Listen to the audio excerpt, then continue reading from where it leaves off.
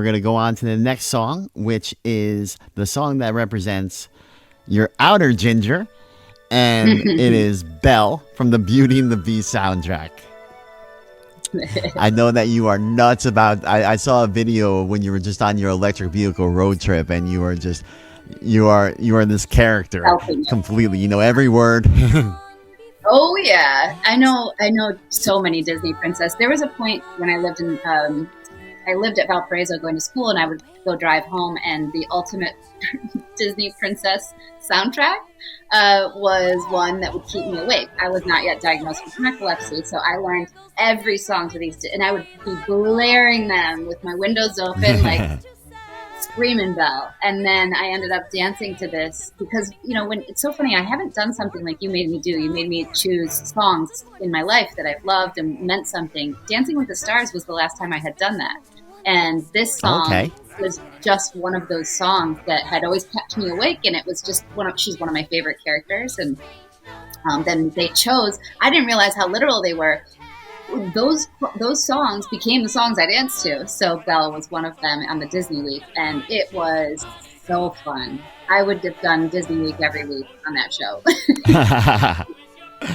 So tell us how you relate to Belle, and tell us about your outer Ginger and how much different she is than your inner Renee. If you hear in this song, you'll hear how the whole town thinks she's so strange and she's so odd, and they use all of the words that as a growing up, and even today, I still have part of me that knows that I'm not like the others, and my husband calls it like the square peg. I feel it at work. I feel it with coworkers. I feel it my whole life. I've felt it. But what I've come to understand, and that's what Belle is, right? But yet you look at her and you're like, oh, but she's this beauty, and she's got the wacky dad, and who's a genius. And I think she wants things that aren't the norm, and she's going to stand up for herself and push herself. But she's also in this little town. Quiet village.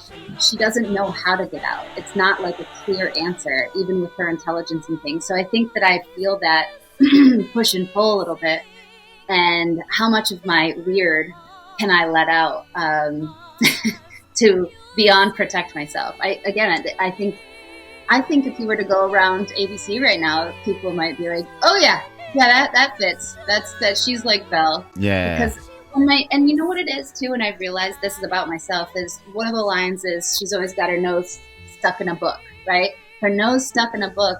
I am so distracted myself. And this is what I realize everybody is. We are all in our own little silos, in our own little isolated worlds. That once in a while I have to remind myself to stop being Belle in that way.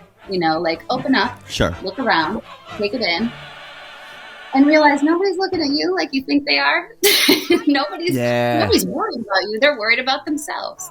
So that's something that's true. that I think I've grown out of, thinking that I'm the princess in the center of the city. Like, that's not it. Everybody is in their own play, in their own world.